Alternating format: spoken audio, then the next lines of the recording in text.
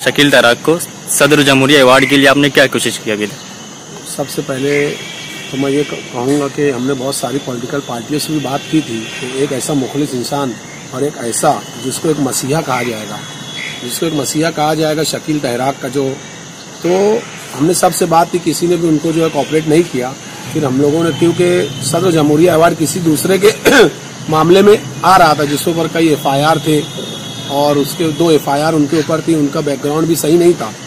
तो फिर हमने ये देखा कि नहीं, ऐसे बेहतरीन शख्सियत जो मालेगांव शहर के लिए 1000 से ज़्यादा लाशें निकालने वाला और 100 जिंदगियाँ उसने बचाई है, तो ये देखते हुए हमने जो एक लेटर ड्राफ्टिंग की, उसके अंदर सारे डिटेल डालने के बाद लेटर वगैरह हमने PM, CM, गवर्नर तक हमने सारे लेटर जितने भी डिपार्टमेंट होते हैं सबको दिया और उसमें डिमांड की है कि ये ऐसा इंसान है, उनके सारे डॉक्यूमेंटेशन को हमने जमा करके आगे फॉरवर्ड किया और ये डिमांड की है कि उनको सदर जमहूरिया अवार्ड जरूर मिलना चाहिए। MDF जो एक सोच का नाम है, जो एक आवाम मालेगांव शहर से चाहती है कि हमको एजुकेशन चाहिए, हमको ऐसे डेवलपमेंट चाहिए, हमको गटर रोड ऐसे हॉस्पिटल चाहिए, उसके बाद ऐसे हमको इंडस्ट्री MIDC वगैरह चाहिए, मालेगांव शहर जिला बनना चाहिए।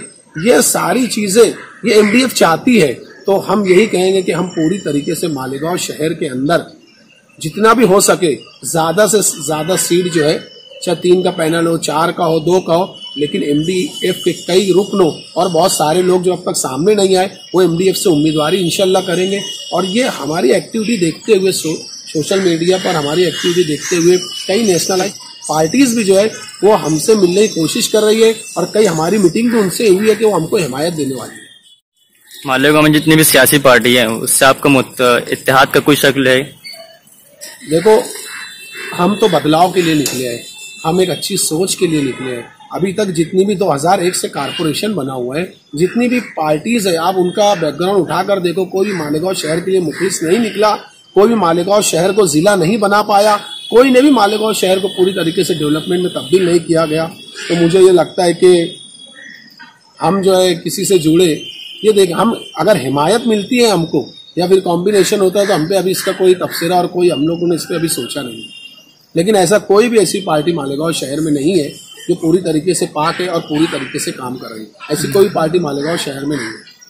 एक बात ये भी है कि मजलिस और जनता दल वगैरह ने अपने कारपोरेशन इलेक्शन की तैयारी शुरू कर जलसों वगैरह के जरिए, तो MDF के जरिए क्या अभी शुरुआत हुई है? देखो, MDF शुरू से ग्राउंड लेवल पे काम कर रहा है। आप इनके जलसे में अगर देखना भी चाहेंगे तो ऐसे लोग मौजूद होते हैं जो सिर्फ बयानबाजी सुनने के लिए, खाने के लिए, इंटरेस्ट पैदा करने के लिए आते हैं। मुझे वो बताइए कि इनके पास में डॉक्टर, इंजीनियर, ऐसी टीम होना चाहिए जो मुखलिस तरीके से मालेगांव का भला चाहते हो। अगर 100 ऐसे लोग और एक बेहतरीन शख्स है तो मुझे ये लगता है कि जो बेहतरीन शख्स है वो ज्यादा अहमियत का हामिल है। हमारे साथ सारे अच्छे साफ किरदार वाले लोग हमारे साथ जुड़े हुए हैं और हमारे जो करने का तरीका है वो ग्राउंड लेवल पर हम कर, हमने जो है ना कोई आतिशबाजी करेंगे, हम प्रोग्राम रखेंगे, हम लोगों को अच्छी सलाह, उनके जमीर का जो सौदा हो जाता है 500-400 रुपए के अंदर जो होती बिकती है, वो सारी चीजों को हम खत्म करने की कोशिश करेंगे।